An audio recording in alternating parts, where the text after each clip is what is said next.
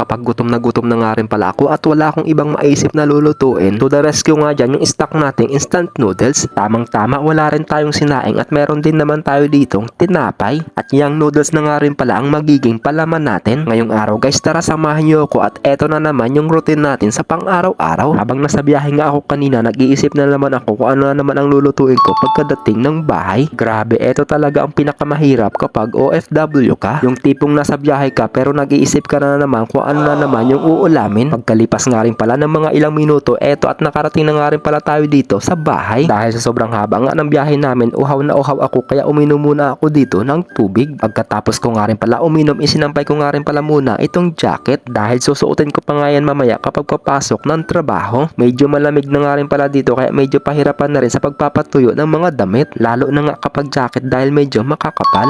So ayun guys, magpapalit na nga rin pala muna ako ng uniform. Mabilis ang transaction na nga rin pala guys, kaya eto nakapagpalit na tayo. Bali kinuha ko na nga rin pala itong kawali ng paglulutuan natin dahil dito na nga rin pala ako magluluto or magpapakulo ng tubig. Medyo nagsawa na nga rin pala ako sa Indomie kaya subukan naman natin itong sidap. Kinuha ko na nga din pala itong sliced bread. First time ko nga lang din pala matitikman itong sidap dahil yung madalas ko nga kinakain ay yung Indomie, pero sa tingin ko naman ay mukhang masarap ito. Naglagay na nga rin pala tayo ng tubig para kumulo agad. Hindi na kasi talaga kayang tiisin ang gutom kaya kailangan kumulo agad siya ng mabilisan. Bali dalawang sidap nga pala itong lulutuin ko, hindi kasi enough yung isa para sa akin. English yarn. Kumuha na nga rin pala ako ng gunting dahil ito yung gagamitin nating pambukas or panggupit natin dito sa noodles. Pagkatapos ko nga rin pala magupit, isa-isa ko nga rin pala kinuha yung mga seasoning niya dito sa loob. Pagkalipas nga rin pala ng mga ilang minuto, luto na nga rin pala, kumulo na itong tubig natin. Kaya dali-dali ko na nga rin palang inilagay itong noodles. Tapos tatapan ko nga lang din pala ito para mabilis lumambot. Fast forward na nga rin pala ito at luto na ang noodles natin. Kaya naman dali-dali ko na nga rin palang inihaon ito sa kahirapan para alisin yung tubig niya. Mas nagiging masarap daw ang noodles kapag mas inuna mong ilagay yung mga seasoning niya. Kaya eto dali-dali na nga rin pala akong kumuha ng gunting para gupitin. Masarap daw kasi kapag mas inuuna yung seasoning. Dahil mabilis lang din naman akong kausap kaya susundin ko yung mga desisyon nyo sa buhay. Sinimot ko nga rin pala yan dahil sayang dahil binayaran natin yan.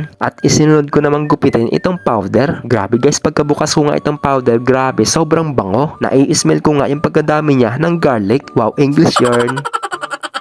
Minekos-mekos na nga rin pala natin ito para mas lalong ma-mix. Ibinuhos ko na nga din pala itong noodles dito sa seasoning niya. At syempre hindi pa nagtatapos dyan kaya imekos-mekos pa natin ito ng maigi. At ayun, grabe, sobrang sarap na ito guys. Dahil mahilig din tayo sa kape kaya magkakape rin tayo. At syempre nakapagpakulo na nga rin pala ako kaya maglalagay na lang tayo dito ng tubig. Ganito rin ba kayo guys yung ipapalaman mo yung noodles doon sa tinapay? Ay grabe, sobrang sarap na ito guys kapag natikman nyo. Tapos pinitpit ko nga lang din pala yan para fit. At eto na guys, first bite na natin ito.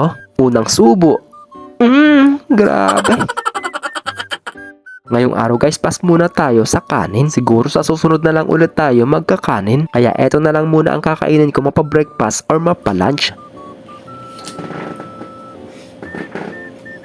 So ayun guys, hanggang dito na nga lang din pala ang mini vlog natin. At kung umabot nga rin pala ito sa inyo, paki-follow, like, share, comment. So ayun lang, thank you for watching. God bless po sa inyong lahat. Bye-bye!